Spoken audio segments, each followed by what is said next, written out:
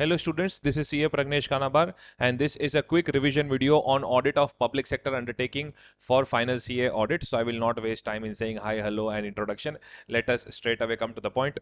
So audit of public sector undertaking. Now this particular audit is nothing but based upon the concepts of government audit of your inter CA level. Alright, but this is specifically focused on public sector undertaking. Of course, when I talk about audit of public sector undertaking, since it is a government audit, so obviously who is going to handle this audit?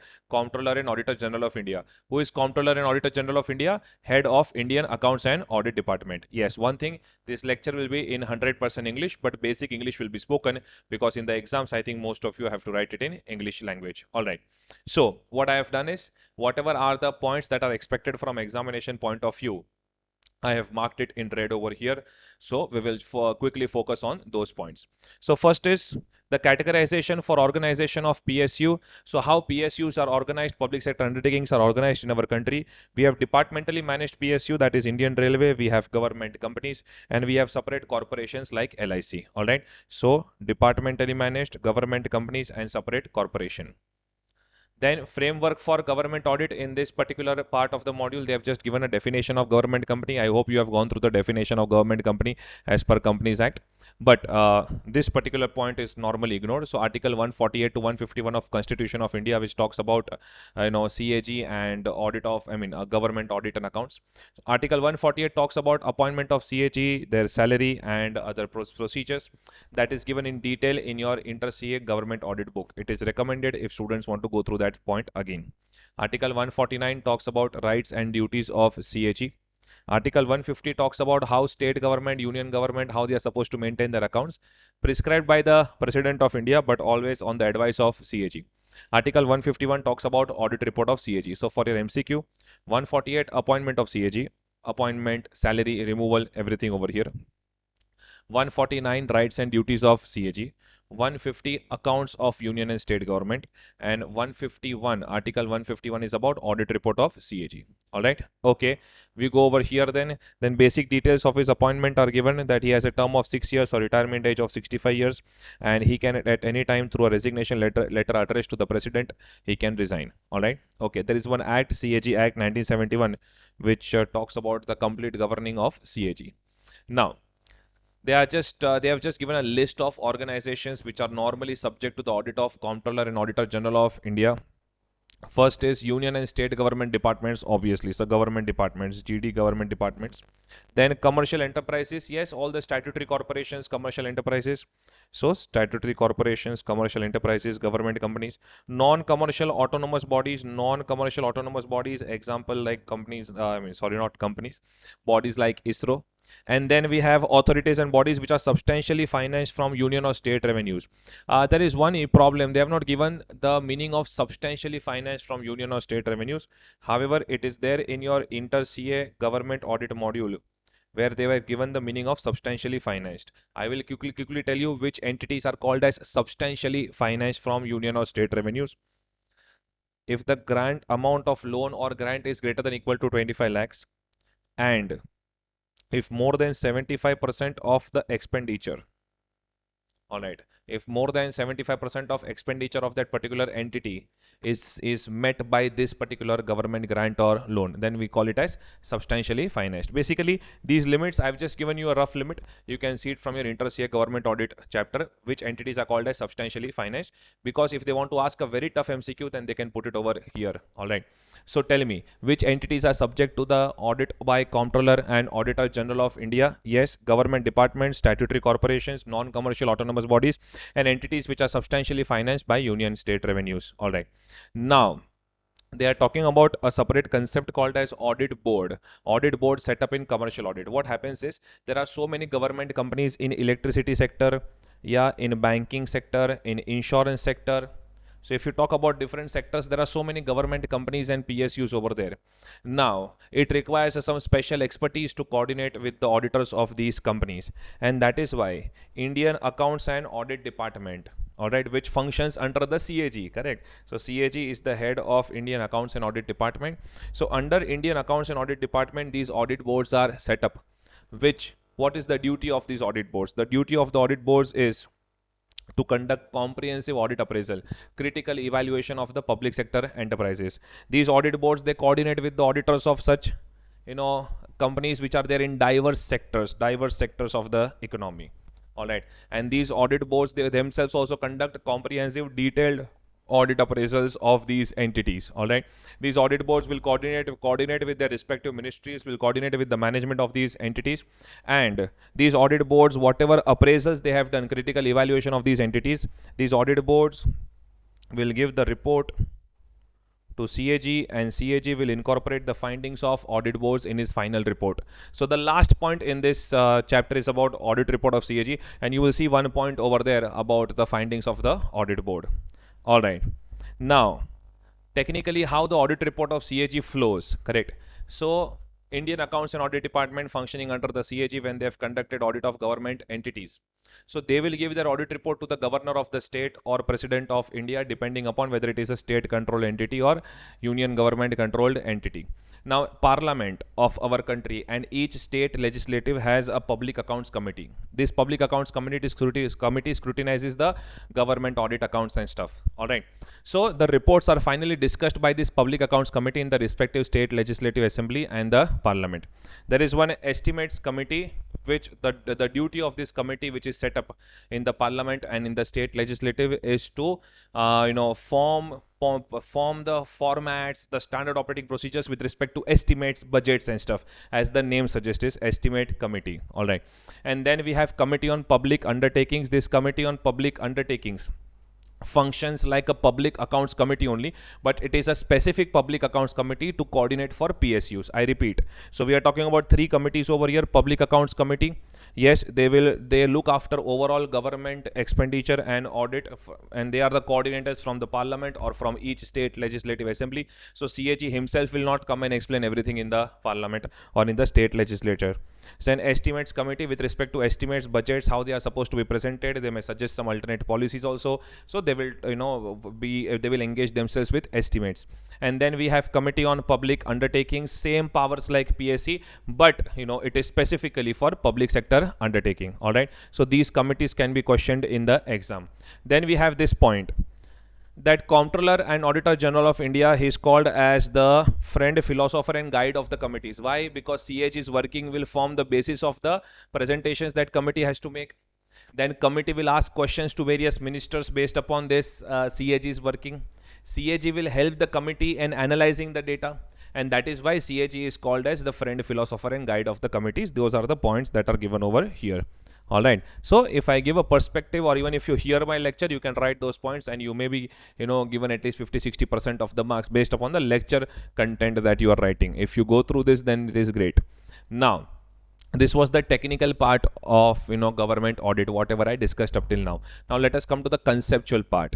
In conceptual part in this government audit of public sector undertakings, so these audits that are conducted by Indian Accounts and Audit Department under the authority of CAG of India. What are the audits? Financial audit, compliance audit and performance audit. Actually, there is one more, propriety audit, but it is done with financial audit. Now let me explain. Financial audit, of course, audit of financial statements. Compliance audit, whether the PSU or the government entity is complying with the applicable laws, not only applicable laws, but even with their internal policies and procedures, whether they are complying or not. Performance audit, audit of economy, efficiency, effectiveness of operations. All right. So it is focused on EEE of the operations, economy, efficiency and effectiveness of the operations.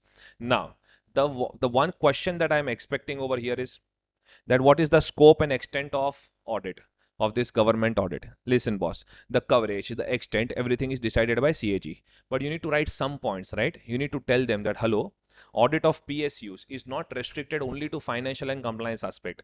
This is not only statutory audit. This is not restricted only to financial audit and just checking of compliance with laws and regulations. It goes much beyond that. Then you have to explain what is that beyond that. It covers propriety aspect. It covers performance aspect.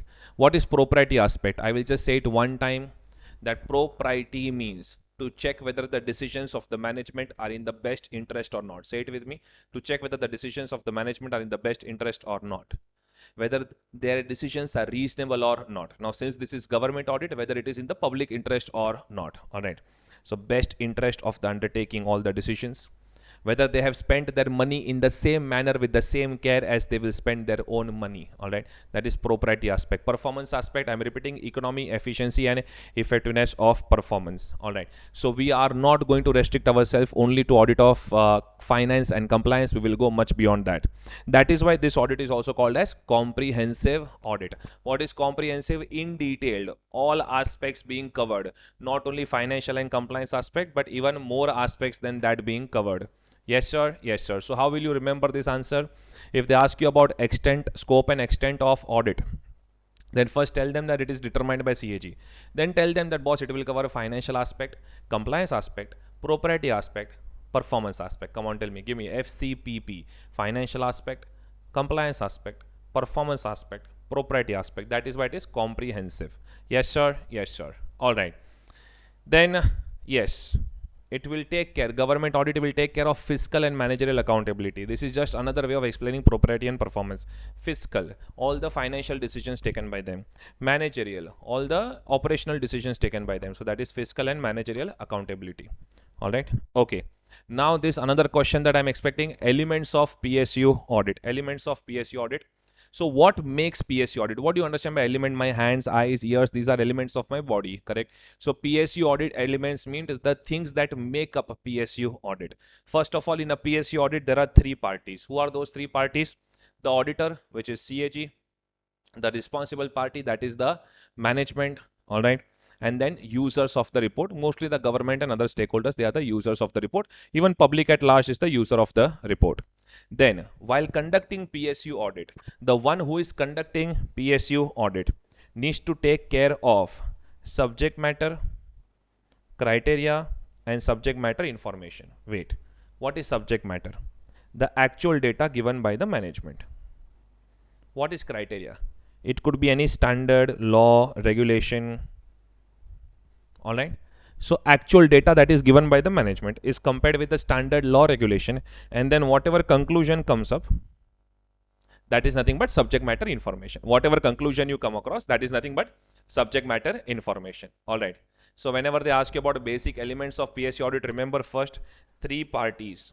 Three parties. Then remember S, subject matter, criteria, and subject matter information. And then remember E. Yes, types of engagement. So whatever engagements are covered. Arey, hello, there is financial audit, compliance audit, propriety audit, performance audit. Now listen to me. Whatever engagements, activities are happening inside this government audit, PSU audit, either they are direct reporting engagement or attestation engagement. What is attestation engagement? Subject matter is given by the management. They themselves first prepare everything, right? For example, let us say financial statements. They prepare the data as per the standards. All right. We check, get an evidence, express an opinion, stamp and sign it. That is attestation engagement.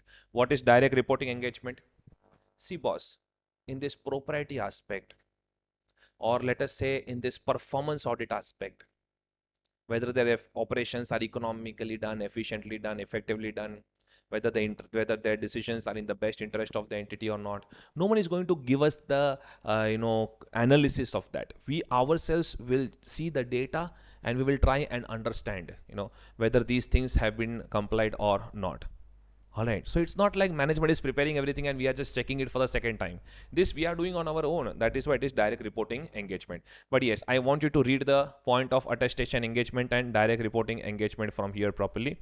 Yes, look at this. In direct reporting engagement, at least remember direct reporting engagement. It is the auditor who measures or evaluates the subject matter against criteria. So in your MCQs, it can be asked. Remember, financial audits are always attestation engagement because everything is prepared by the management.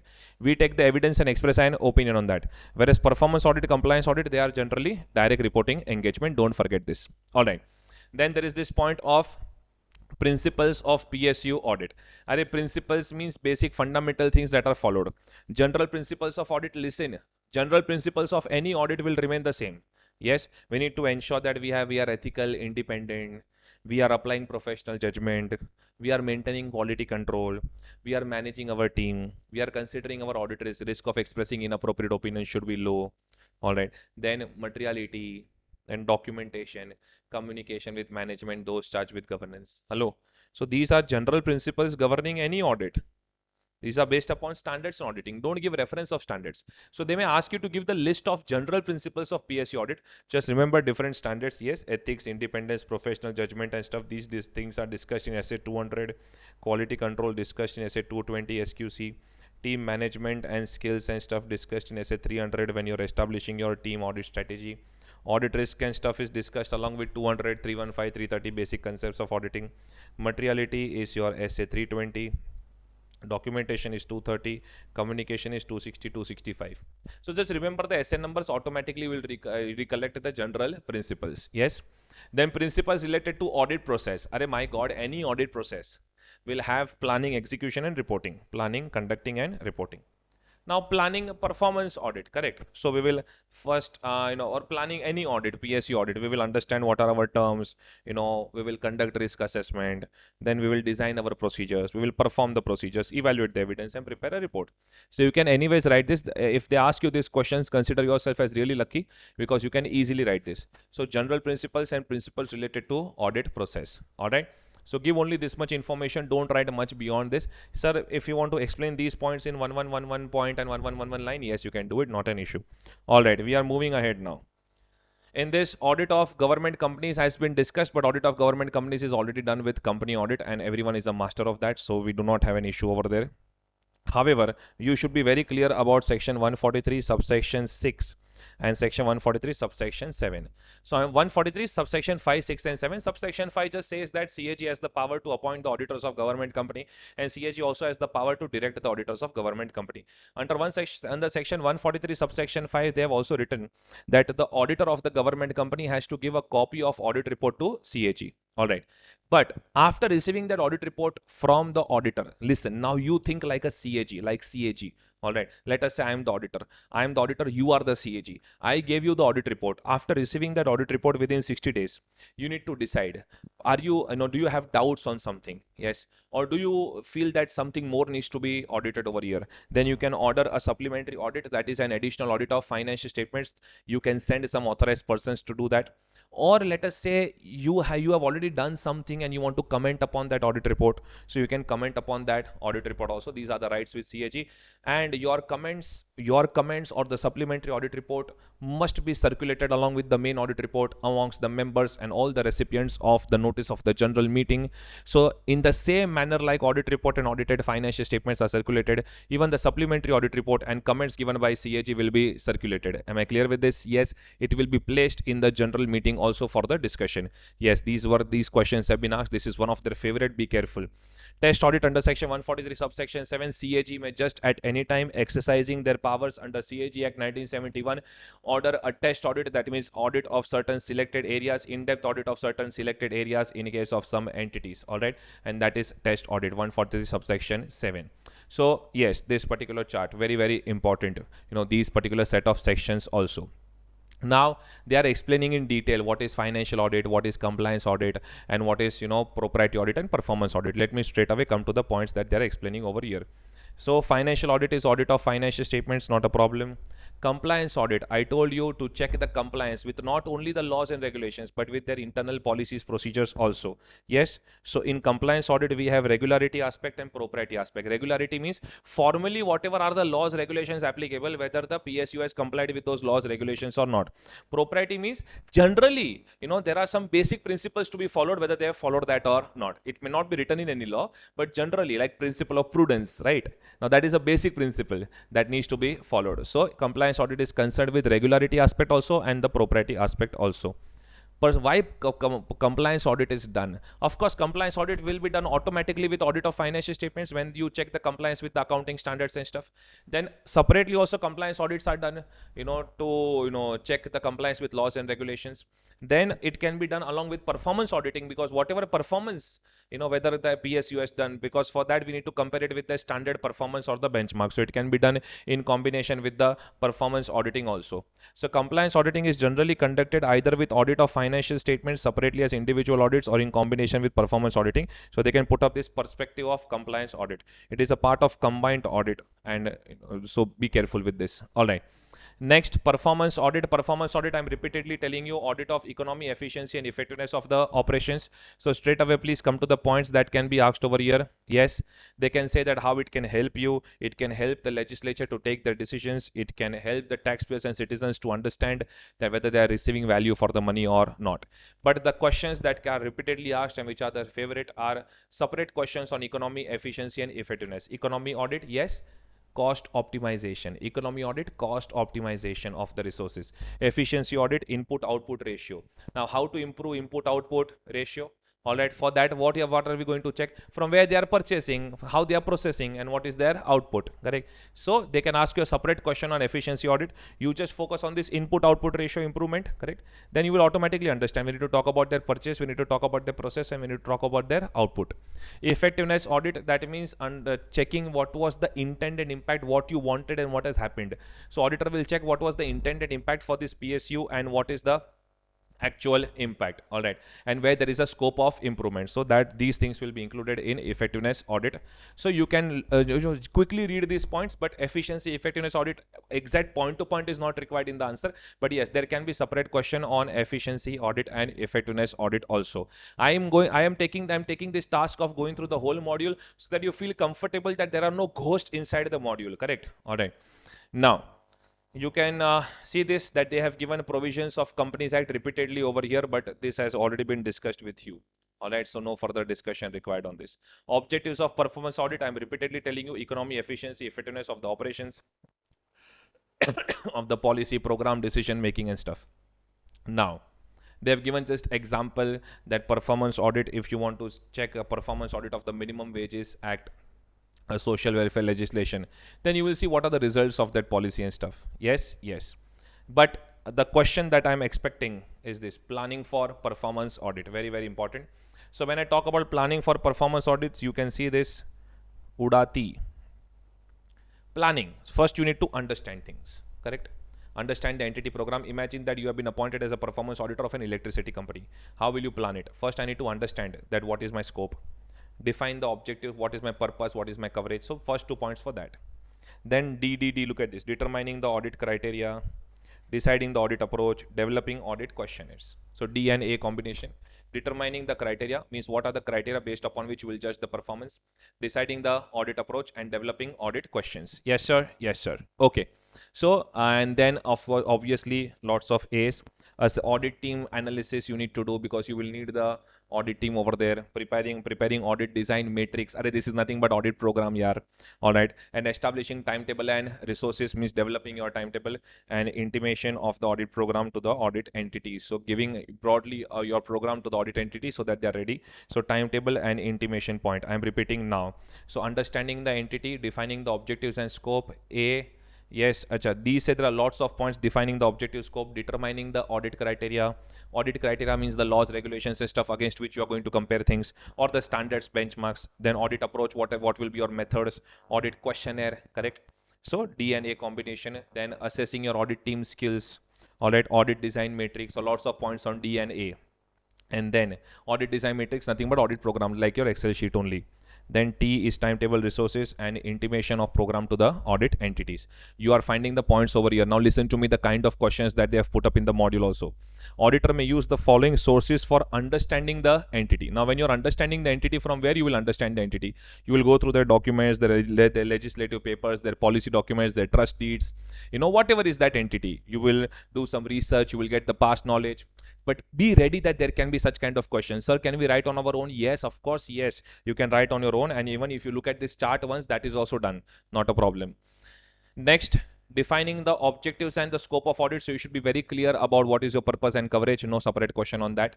Determining audit criteria. Now, what is audit criteria? Understanding the laws, regulations, standards that are applicable. From where are we going to get that criteria? From which sources? Yes, it's not only about the laws, regulations and stuff. It's also about their internal controls, internal policies. Basically, any such benchmark against which we are going to compare the actual data. Am I clear with this? Yes. So you will come to know this about from their manuals, from their what are their standards, laws, regulations applicable. You can understand the benchmarks from the industry. So you can get it from the industry, you can get it from the laws, regulations, you can get it from the standards, you can get it from their internal control policies, procedures. From there you will get the criteria. against which the actual data needs to be compared. Yes. Then deciding your audit approach means the methods that you are going to use. Yes, in conducting this performance audit, what are the methods? Are we going to bring Katappa over here? No, no. What are the methods? Of course, analysis of the procedures. We will go through the case studies. We will use existing data. All right. We will conduct some surveys because we want to know the performance of that electricity company. We will analyze the results. We'll do some quantitative analysis. So, sir, can we, write on our own over here? Yes, but at least one reading and then vomiting on your own will do. All right. But these kind of questions can be asked. These methods fall a point. So, along with my video, if you're sitting with whatever notes, textbook, whatever from wherever you have studied, and if you wind up these points, so whatever is there in your notes, textbook, from whoever is given you from wherever you have studied, you can do it from there. And additionally, you can just check whether these points are there or not. If it is not there, just incorporate it and finish it off, and you can finish off audit of PSU very quickly along with my video. This 40-45 minutes will give you a lot of confidence. 40-45 minutes, 1 hour, I'm saying, along with your preparation. I am just going to finish my content very soon. Audit design matrix is nothing but the Excel sheet, your audit program, why you are doing something, what are the questions that, you will give this to your team so that they can put up, what are the questions that you will ask, what is the criteria, what is the evidence that you got, from where you have collected the data and your analysis. It is just like your Excel sheet audit program kind of stuff. That is your audit design matrix. All right. So just remember what is there in audit design matrix, and you can write that particular answer if they ask you on audit design matrix: timetable, resources, and communicating the audit program to audit entities. That is your planning performance audit. Don't forget that. This is a very good illustration that they have given, that you are conducting performance audit of a state electricity distribution company. All right. And you are doing these things. So they are saying, what kind of audit is this? This is performance audit. Please draft 2 sample observations. Now, what can be sample observations? Where operations of electricity company can go wrong, whether if they have used defective meters, or if they have charged wrong meter rent, or if they have overcharged, undercharged. So you can bring any operational point over here in performance audit. Yes. So that is it with respect to your performance auditing over here. Yes. Now, comprehensive audit. Are Baba, what is comprehensive audit? Comprehensive audit is everything included. Financial aspect, performance aspect, propriety aspect, compliance aspect. Yes.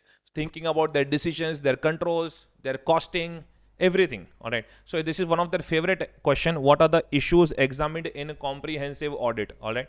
So you can just write this. You can just write this on your own, but write it in the form of a questionnaire. You are seeing it in front of your screen.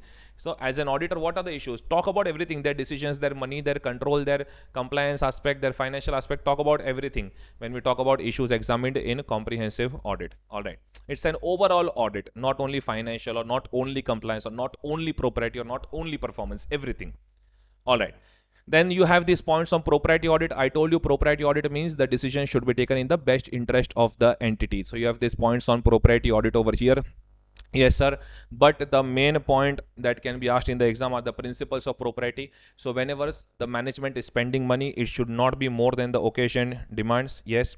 Not more than the occasion demands. It should be spent with the same care that a person of ordinary prudence would spend in his own money. Then there should not be any selfish advantage. Power of sanctioning expenditure should not be misused. All right. It should not be utilized for the benefit of a particular person. And apart from agreed remuneration, no other reward. So come on, tell me. First, not more than the occasion requires. Second, no misuse of power of sanctioning expenditure. Third, funds not utilized for the benefit of a particular person. And apart from agreed remuneration or reward, no other source of revenue should be kept open. That is propriety. Yes, sir. Yes, sir. Now listen to me. The difficult questions that can be asked. This is principle of propriety. 4-point answer is more than enough. But the difficult question that can come up over here is the relevant provisions in Companies Act which deal with propriety. Section 143 subsection 1. Please refer this from Company Audit. Duty of auditor to inquire upon certain matters. There are 6 matters. Clause A, B, C, D, E, F. On these 6 matters, auditor needs to conduct inquiry. But what is the speciality of these 6 matters? If you focus at least on one matter, let us say clause E over here. Clause E, 143 subsection 1, clause E wants the auditor to inquire whether personal expenses have been charged to revenue account. Why is this section introduced? Why was this section introduced? So that auditor can understand whether personal expenses have been charged to revenue account, that is P&L account of the company. And if that has happened, that means the company was not acting in the best interest of the shareholders. Means the management was not acting prudent, management was not acting reasonable. That is why this section is famously called as propriety element in company audit. All right. So section 143 subsection 1 is one of their favorite questions at final C level. They will just ask you this line: areas of propriety audit under provisions of 143 143.1. All right, then you have to write about this clause A, B, C, D, E, F, which we anyways discuss in our company audit duties of auditor. Yes, sir. Yes, sir. Then this fresh discussion from May 22 onwards, we have proprietary elements under CARO 2020. Yes, so they can put up this question that what are the proprietary areas under CARO 2020. Now clause 3 deals with loan, investment, guarantee securities. If you read the whole clause 3, you will realize that it is not only about the accounting aspect. CARO is trying to understand whether these decisions were taken in the best interest of the company or not. All right, look at this: company's interest, prejudicial to company's interest, whether things are regularly, whether receipts are regular or not, how many loans have been given to the related parties. That breakup means the law is trying to understand the propriety of business conduct. So this is a propriety element under CARO. Same for clause 4, 185, 186, loans to directors, intercorporate investments, loans. These are the sections of company law which are actually worried about the decisions of the management. Yes, clause 8. Look at this: whether any transactions not recorded in the books of accounts have been surrendered or disclosed as income under Income Tax Act. So undisclosed income under the Income Tax Act disclosed. What is this? If this has been done and if auditor is inquiring upon this, means he is not just checking the accounting aspect, he is trying to understand whether things are working in the best interest of the entity or not. Clause 9, defaulter, where the company has defaulted in the repayment of dues. Yes. Clause 10, the utilization of IPO, FPO, utilization of money is raised from private placement, utilization of money, whether it has been utilized for the specified purpose or not. These things are not just accounting or compliance aspect. These things, when auditor is inquiring, that means he is checking the propriety aspect. Clause 11, reporting of fraud, propriety aspect. Yes. Clause 13 about related party transactions. Clause 15 about non-cash transactions, section 192 of company law. Again, all of this is to understand whether things are in the best interest of the entity or not. And clause 18, resignation of statutory auditor. If the previous auditor has resigned and if you are reporting on CARO, you are supposed to comment upon this. Why this comment is required? Because these things indicate that, these comments will give a clear picture to the reader of audit report whether the things were in the best interest of the entity or not. So they can ask you propriety elements under CARO either as a theory question, they will ask you to explain any 3 or 4 propriety elements, or they can put up an MCQ whether this particular clause number is dealing with propriety or not. So wherever you are checking whether things are in the best interest of the entity or not, that means it is dealing with propriety element. All right. So this is something fresh and new that May 22 students should be careful about. All right. What are the problems in propriety audit? The biggest problem in propriety audit is what is in the best interest and what is not in the best interest. Where is it written? So there is a big judgmental element involved whenever we are conducting propriety audit, and that is the biggest problem in the propriety audit. The same thing they have repeated 3 or 4 times in this particular paragraph. Not yet questioned, but yes, if they want to question, you please remember about this. Audit report of CAG of India, it was there in December 21. Attempt was also taught to our students. I hope they would have scored. And May 22, I hope that you are looking at this video also. Audit report of CAG of India. It has been divided into 4 parts. So I told you CAG presents this audit report to governor of the state and president of India. Now this is normally what goes to the president of India and finally what is forwarded to the parliament. Who is there in the parliament? Yes, Public Accounts Committee. Remember that? Very good. So it will have an introduction giving a general review summary of the working results of government companies and corporations. Then those audit boards have conducted comprehensive appraisals. So results of the comprehensive appraisals. Then it will have the company auditors reports summary. Yes, the stat auditors of the company. And then the appraisals, or the such entities for whom appraisals were not done by audit board, significant results of audit undertakings not taken up by appraisal by audit board. Yes, so come on, tell me. Intro, then 2 points on audit board: entities audited by audit board, entities not audited by audit board, their summaries. So if entities have been audited by audit board separately, then their results, and not audited, then their significant results, their summaries of their results. All right. And then company auditor report, don't forget yourself. All right. So intro, audit board, company auditor. Intro, audit board, company auditor of the government company. Yes, yes, yes. This is the audit report of CAG of India. And then you have test your knowledge questions over here. I am so sure that after looking at this video, you will be able to solve these questions. But yes, you should go through these questions. Nice answers question bank over here given by the module. All right. Just one Disclaimer, this is a revision video, so I've tried to cover things very fast over here, but at the same point of time I've ensured that you feel confident for the topic of audit of PSU. More revision videos are expected on my YouTube channel, so please stay connected. If you are my student, you can prepare it, you can prepare it as per the instructions given to you, whether you are a regular course student or a fast track course student. For any doubts with respect to the topic, you can use the chat box of my app, and the description has been given in the link of this video. All the best. We'll see you in the next video. Thank you so much. Stay connected.